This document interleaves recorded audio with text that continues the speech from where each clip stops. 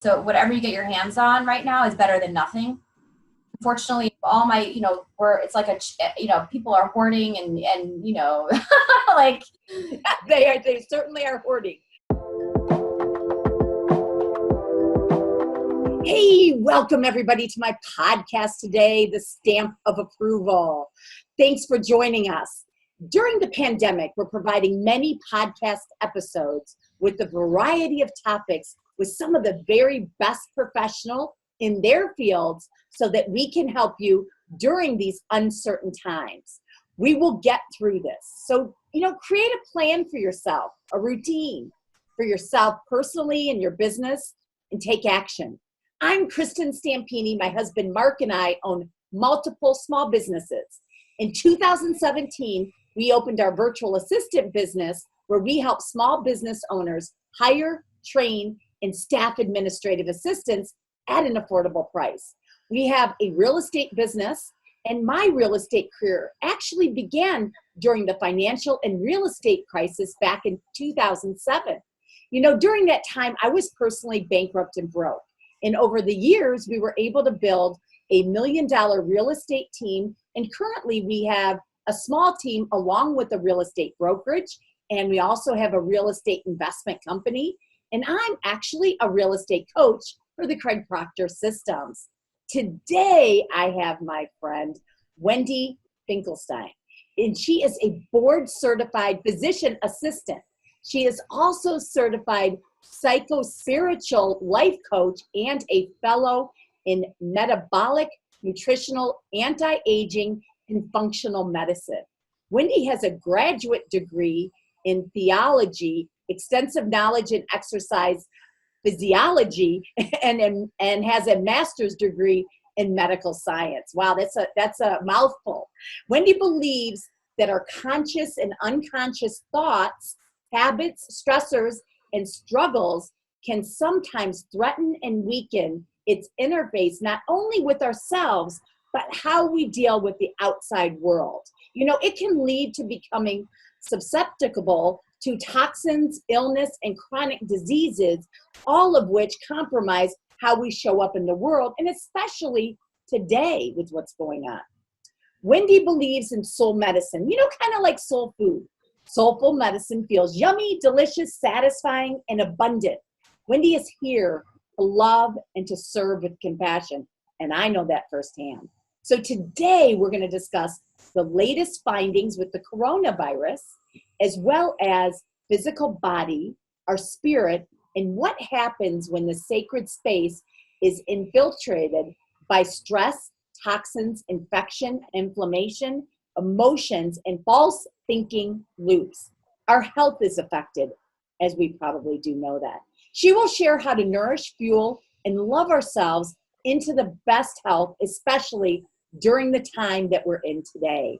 Welcome, my friend, Wendy. How are you? I'm great. That was a wonderful introduction. Thank you. Well, it was a mouthful. You're so educated. You're so you have such, and from the first time, you're so dynamic and you care so much for people. And I love that about you. And you're probably one of the most educated people in your fields that I've ever met. You're quite amazing. And I'm very happy to have you on today. I'm so happy to be here. So let's start with, the latest findings with the coronavirus, and tell us why you feel, because there's a lot of false information out there, right? So tell us how you feel that you can talk about it and that you're educated to talk about this as well. Yeah, well, first, the news presents information in a way that feeds off of fear. We all know that. And, taking a step back, looking at how the media, corporations, really feed and thrive off of you not feeling like you have control, that you need them to have control. So just a reminder that you have the ability to choose how you feel and step into a space of safety and groundedness as you listen and watch what you choose to watch, because it can create physical, emotional responses when you're presented with information in a fear-based way. We're learning so much about Corona, and a lot of what we're finding should be reassuring and help you find some comfort. We originally thought it behaved like what we call adult respiratory distress, which is a very rapid onset of when the lungs fill up with fluid and you can't, breathe, right? But what we are finding is different is that it's not behaving like that entity. It's behaving more like altitude sickness in combination with malaria. And what that means is that our oxygen saturation is going down, but we're not experiencing the same respiratory distress as we had that ARDS, that rapid onset of decompensation. So we're really quickly running to giving ventilations, and that's where the whole thing with ventilation units was a concern, but that has been shown not to necessarily be as helpful. Oxygen is helpful, more like hyperbaric oxygen, because what's happening is there's a part of your lungs, it's where gas and oxygen exchange, it's called your alveoli, and that interfaces with the tiny blood vessels that carry oxygen. Wow. Those, if they don't have oxygen, obviously oxygen goes down. If you think of your red blood cell like a raft and hemoglobin, which has iron on it, those are like the delivery people delivering oxygen to the tissues, right? This virus basically gets rid of the delivery people. Yeah. Causes them to go outside of the red blood cell, but they're not necessarily needed. And the raft is empty, doesn't have its workers to deliver oxygen. So to prevent, to save the people on the boat, the hemoglobin molecules, we need to make sure that we do things that promote oxygen in our bodies. Deep breaths, exercise, and also one of the biggest findings they're noticing is that because we lose our sense of smell and our sense of taste, that's a very common sign of zinc deficiency. So follow me here a little bit. I know it gets complicated. When those little delivery hemoglobin people on the rafts go outside, the environment becomes really inflammatory and acidic. Zinc leaves the inside of the cell to go outside to basically normalize that pH. So your cells lose its zinc, thereby making you deficient, thereby giving you that loss of taste and smell, right? So that's why zinc is super important right now. And that's why we're beginning to notice how these anti-malaria drugs, one is the hydroxychloroquine, that basically helps the zinc get back into the cell. But if there is no zinc to get back into the cell, it's not going to work, right? So that's why we need to be taking our zinc right now, because we need to make sure that zinc is plentiful, because that's going to keep the inflammation and the acidity of the virus low. So that being said, another interesting, powerful, Let me ask you one thing about zinc. Is the vitamin C aspect. Vitamin C not only helps you absorb iron, bringing back those workers to the lifeboat, right?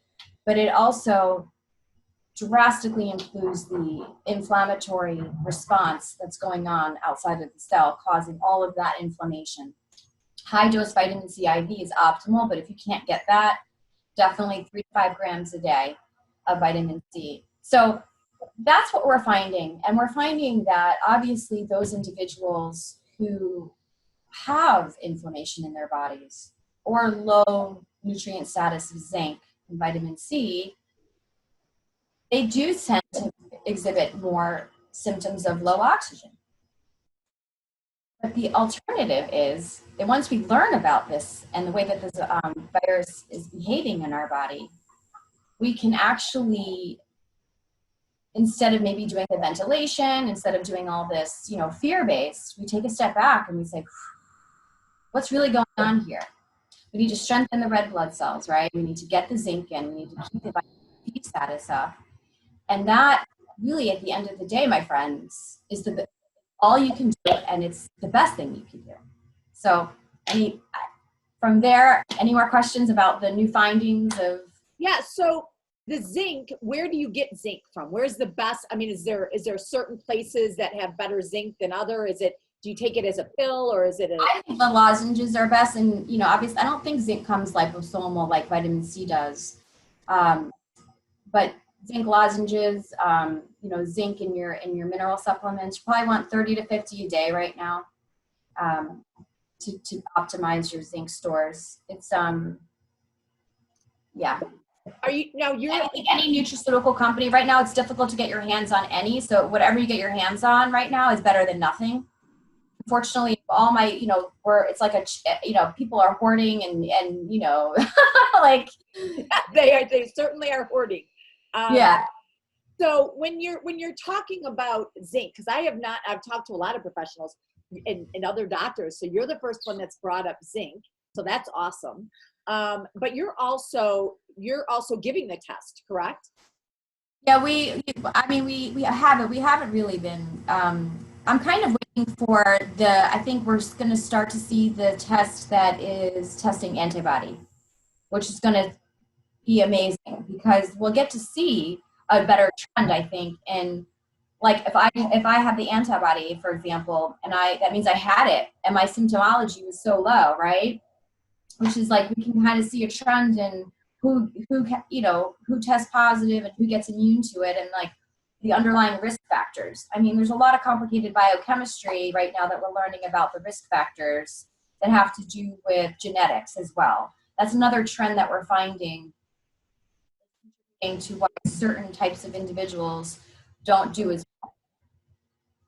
Obviously, any condition that has poor circulation in the body already, hypertension, diabetes, they're not good oxygen carrying states to begin with. So you can imagine, and this coming on board just tips them to another level that sometimes the body isn't able to, really grasp.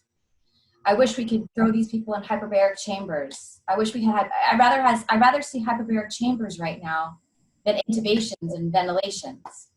Because if you understand altitude sickness, go up to a high altitude, the oxygen amount in the atmosphere is the same, but the way that it diffuses into the cell, the pressures are different. And that's how this virus behaves. So it can't get in, the oxygen exchange can't occur at that cellular level. And so while the oxygen is there, the person feels deprived of oxygen. So but when we give a tube down the throat and we ventilate people, that is inflammatory in and of itself. That can lead to fibrosis of lung tissue and another whole wave of inflammation that could also be contributing to some of the, the unwanted deaths that we're seeing, in my opinion. So let me ask you a couple questions. I want to ask you, and I'm going to ask them up front, and then you can answer them however you want. So one of them is, what do you think of the masks and the gloves, and what is it doing? And number two is, we're talking about now opening the country in phases, right? So phase one, you're supposed to have a decline in your state or, different places of 14 days. So you're seeing a decline in the state. You also have to make sure your hospitals are set up properly, and you can, have proper testing. I think that's that's also in there. And obviously no, bars and, restaurants and things like that is not in the first stage, I believe. What do you think of are we ready here in Florida to open? And if you do think, this is obviously all opinion, okay? Yeah. But if we do, let's say, start opening, and obviously if they're going to do it in the phases, we have to wait the 14 days. What should we be doing, to keep ourselves as safe as possible? What do you recommend that we're going to do? So gloves, masks, what do you think of that? And what do you think about opening in phases? And what should we do if we are opening, what can we do to still feel comfortable about being safe? Good question. I think all the things that you mentioned, I think it's kind of funny that with the whole masks, I see people riding their bikes with masks. I love you all. However, it's not going to be like, it's not in the air right here, it's got to be within reasonable distance of another human or on a surface. So the best thing to do when you're on a bike is to take the mask off and get the fresh air. it all, it's a question. We're learning that it can live on surfaces. We know that it's in the droplets of secretions from the nose and the mouth. That's why we test in the nose. But I think we're going to eventually have to resume some sort of normalcy. And I think we just have to continue those practices, washing hands. Also, just really being mindful of, you might be in great health, right? But if you're around somebody who may not be, looking out for them. I think if we look out for others more right now, instead of I feel like we've kind of taken this like self-protection mode, right? And we're actually protecting ourselves. But if we can think about, we're really protecting our neighbors, our loved ones. That's why we're doing it. If we can really just, like a mantra, that you are safe, you are healthy, you are powerful. I am not sick right now, but I care deeply about the health of my world that I live in. And for that reason, I'm going to do as much as I can not to be a source of, spread for anybody else. I think we need to be outside of ourselves a little bit as well and realize that it's not about necessarily keeping us safe. It's about keeping everybody else safe out there. I think just being mindful of everybody else. If you take that mindset, yeah, yeah, absolutely. I agree with you 100%. Changes. Yeah.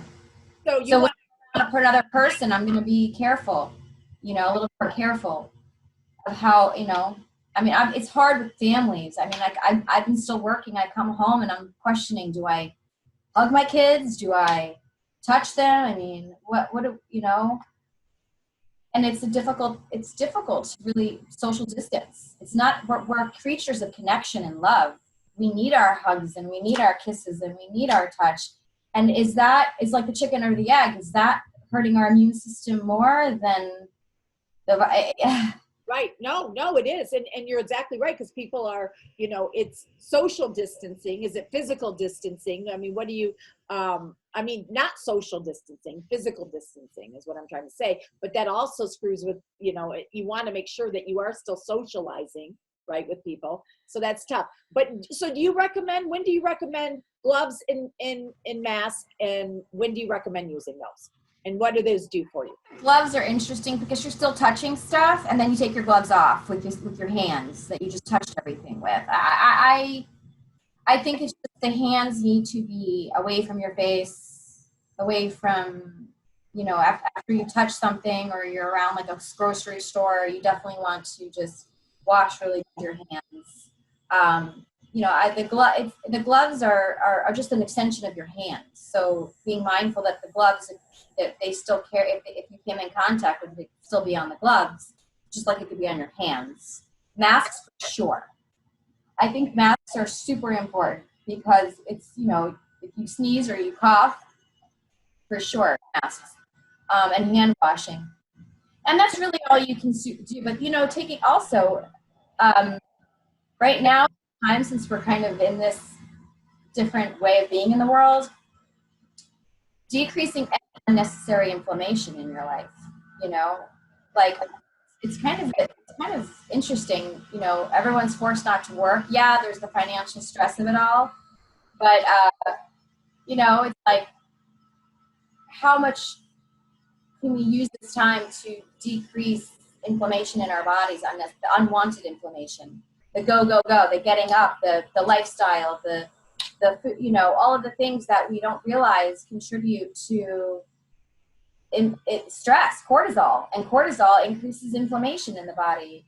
And what if now is an invitation for you to be like, oh my gosh, I could really use this time to recover, repair, I'm there's a healthy balance between not getting out of bed and staying in your pajamas all day. I don't think that's healthy either. But for some people, this is a time where you can really just actually breathe, create some space around your heart with your loved ones at home. So what does inflammation do? So you're like, I feel guilty because I feel happy now. They say they feel guilty because they feel happy because there's all this stuff going on in the world. And, I get it. But we can hold both. We can hold some joy and happiness while we also can feel into some empathy and grief for what's going on in the world, you know? So what is inflammation, first of all, like currently, why is inflammation important, and what causes it, and then how do you get rid of it? So you touched on it a little bit, but Yes. walk us through this a little bit. And I'm going to try, Tara, I work with a nurse named Tara, who whenever I speak in public, she's like, you need to dumb it down. You just need to dumb it down. Well, because people aren't going to understand it, right? Right. Okay, so I'm going to take this to kindergarten. So we don't realize that we've adapted to so much external pressures, right? Our worth is tied to how much we produce, how much we accomplish, what we look like. And we don't understand that for every thought, there's a physical chemistry going on in the body. And we're not aware of that. We don't see the cells changing in our body. We just don't. But we know that in chronic stress physiology, your immune system shifts. It shifts into a presentation that no longer is excellent at recognizing pathogens, right? It's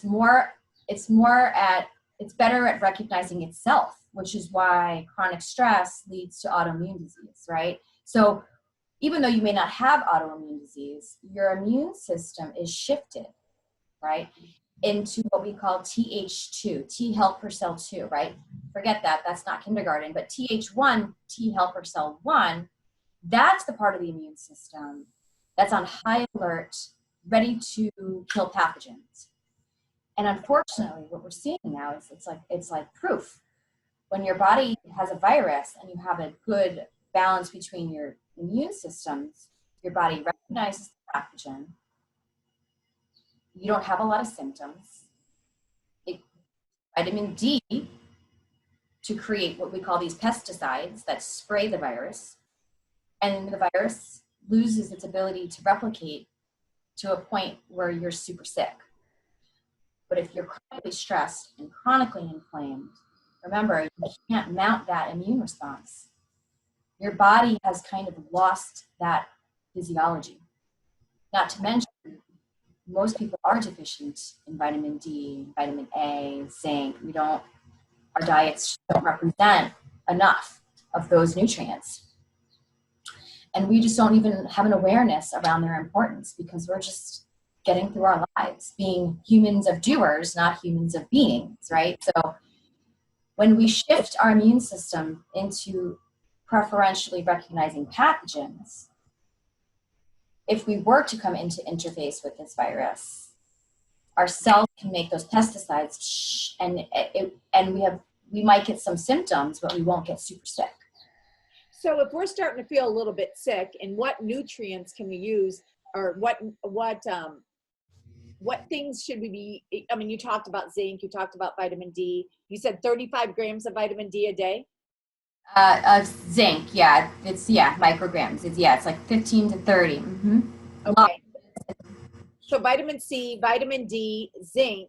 So that's going to help prevent, but what is going to help when we have it? Okay. So what other things should we be taking, supplements, to help prevent it?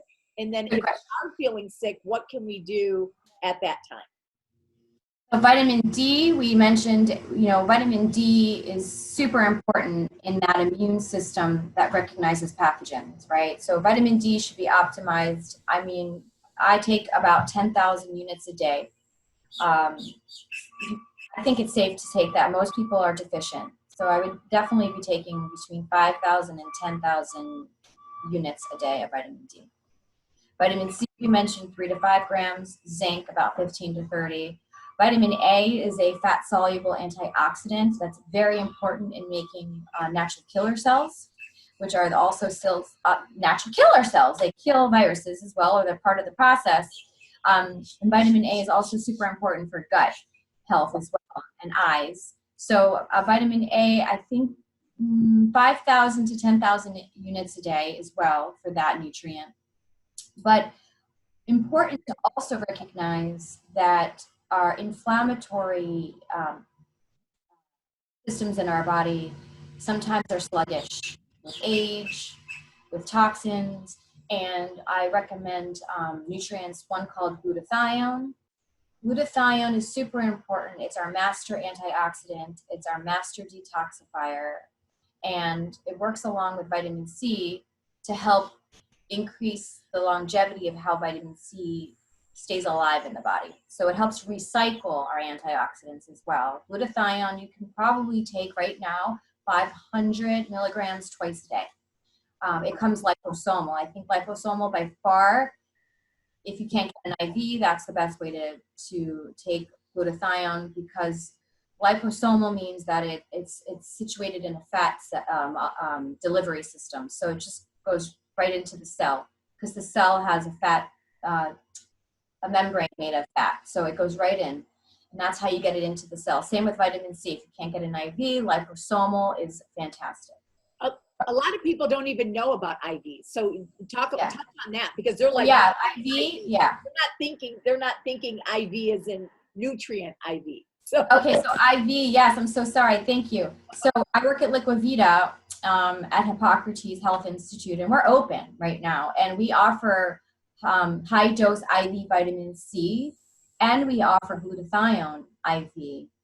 We also offer vitamin D shots, and we have access to all of the nutraceutical supplements that you might want to have, right now. So if you're feeling like it feels like a lot, and you need some support, just reach out to me after this video, or I'm sure Kristin can give you my number. I'm still working every day. I'm here for you to help you. So I can get you set up. I can get these supplements to you, and at least you know that you're doing what you can. Also, it's worth mentioning, there are some peptides that are making some headlines right now with this virus. One I particularly feel is so valuable, especially those who do have inflammation, autoimmune disease like Hashimoto's, or any autoimmune disease like rheumatoid arthritis.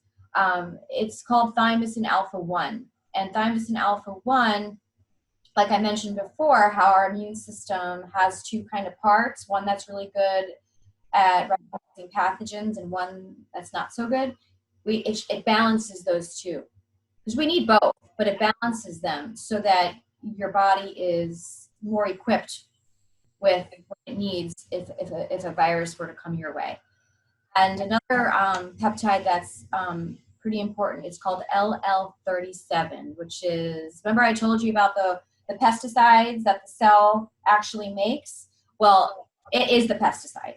It is that pesticide. It is that sequence of amino acids, which is a peptide, that triggers that cell called a macrophage to go and shoot the virus with pesticides. So when we have poor immune function, our cells don't make those pesticides. Now we need some help. So these are things that you can do to prevent, so if you do get the virus, you are prepared. It's getting prepared for a hurricane, right? I mean, you do the things that you can do, and then you breathe and you stay grounded, and you have to stay faithful to knowing that there's something bigger holding you, and No, that's great. And the thing is I never knew about IVs for taking vitamin C's and different things. And I have actually, my immune system, I travel a lot for business and things, and I got sick a lot. So I started taking them, and it has made all the difference for me personally, just by having the IVs when I'm traveling and stuff. It's phenomenal, right? And Brian Clemente and Anna Marie, who what's their title at Hippocrates? Director, and yeah. So anyways, they actually take IVs all the time when they travel, every time they travel. So I thought that was interesting. When they get off the plane, they take them. So IVs are really, really good, and it definitely helps you build your immune system. And then also, what if I'm taking, these supplements, or some of them or all of them that you're talking about, but I'm starting to feel a little bit sick, especially during our times right now. What do you recommend that we do? I recommend rest. I recommend hydration. it's hard to know, because right now, like, everyone's we're fear-based, so we feel a little tickle, and we allow our thoughts to go, and oh my God, do I have it? But just like anything else, rest, hydrate. We don't want to be taking too many non-steroidal anti-inflammatory drugs right now. Yeah. It's a whole other biochemistry, but I would try and stay away from things like Motrin, Aleve, Naproxen right now. This virus tends to not work well physiologically with regard to how it deals with inflammation. I would recommend more like turmeric, ginger, extra garlic in your diet right now. I would recommend just eating really clean, nutritious foods right now. Now's the time, people, you see all these posts, everyone's drinking and binging a little, and we need to have balance, but we also need to know that those are inflammatory foods, those are inflammatory process, and it's not the time to this is not 2-3 days of a hurricane. This is going to be with us for a while, and we need to set ourselves up for success. So listen to your body, honor your body, take rest, take recovery, and if the symptoms were to get worse, we've all been sick before, and more than the statistics and the evidence is in our favor, right? We will get better. We will get better. Most of us will get better. We know that the individuals that don't fare well start not well. And there have been some fluky things, and it has to do with the amount of exposure that person received at once. Yeah. So it wasn't like one virus that they've received and it multiplied. People, doctors and nurses that have, fallen fatal to this, they've gotten huge doses at once, right? They've gotten a dose, and, that's not usually the case. So now's the time to really nourish the body with healthy food. Not a good time to, be binging and drinking. Yeah. And one of the things is at the beginning of March, I was sick for about 2 weeks. As many times as I've been sick, I don't remember the last time I had a fever. And I mean, it had to have been 10, 20, I don't even know, years ago, 30. So I had a little bit of a fever, just like what they said, but this is right when this was coming out. Nobody would test me. And I also had, like, when I would breathe, it would just be a little bit here where it was tough to breathe, but I didn't have the smell so I could have, right? Could I have had it? But it would have been very. We'll find out. That's what'll be interesting to find out when this test comes on board. It'll look at the immunity of it. So you'll test, you'll test positive for the antibody, right? Which would say that you were exposed, and we'll get to see really like the extent to which the exposure equals, decompensation. Well, so I was exposed, and I don't even know, because they wouldn't test me. I hadn't been traveling. I hadn't been to another country, because it was all when it was first coming out, right? They wanted the people on the front lines and the people who were really, really sick, because they didn't have, they couldn't really test people like me. But the thing is that I'm wondering, because I was exposed to somebody's wife, that husband had it. The husband had it, and she was around me for a day. I don't know if that's something that anyways, it's just we don't know. Yep. So, okay, let's end it up, because you gave us so much information, but let's just end. So when we start to open, our country, because people are still very, very nervous, right? Most people, it's not going to just go back to normalcy ever. Probably again, it's going to be different. So what do you recommend to people as we do open up? And you did touch on it, but what should they do? Should they be wearing masks still and gloves, or, social distancing, not going out when they feel good? I mean, what are the things as we open up our country? We have a very big part of us called intuition, and I think we need to let that be our guide. Go out when you need to go out. If you need to go out, be mindful of the people that are around you. I think we still need to take take it slowly, like you said. I think we need to eat, because we don't know if it's going to have like another resurgence, like the Spanish flu did, where it goes away. This might be our new flu season. We might have a corona season, right? And so we know that, but anyway, there's communicable diseases. There always has been. And so common sense, if someone's not feeling well, you don't hug and kiss them and wear your gloves. But I think we are going to have to be a little bit more masky and glovey for a while. The styles are already coming out. We're going to have new fashion trends around this. It's just, we're going to, but yeah, I think we need to continue indefinitely right now, more for the other people's safety than our own, and just continue to take precautions when we can. I think it's a good practice to have regardless. Yeah. What about one last thing? What about masks? What masks are better than the other? Well, the N95s. I'm not an expert on masks, but this is hard for me, to be honest with you. Like, this is super hard. Like, I realize how much I touch and how much I'm like, oh, I keep going, oh my gosh, I just touched my face. It's like I make fun of myself. I'm like, I might as well just lick the doorknob, because like, I don't know. I've never been a germphobe. Like, I was the mom that the pacifier fell on the floor. I'm like, there you go. Like, sometimes germs are okay. Like, I've never been so like, so this is a hard, Me too. It's different than I've ever been before. And so the mask, you said that the N95, is it? N95. So what that means is super uncomfortable. Your face sweats. You feel like you don't get air. Your eyes fog up, like if you're wearing glasses, because it has no it has no holes, right? But they have this little like cage on it that makes so air goes in and out. That helps a little, but still it's super hot. But that's you want to make sure the cloth is tightly weaved.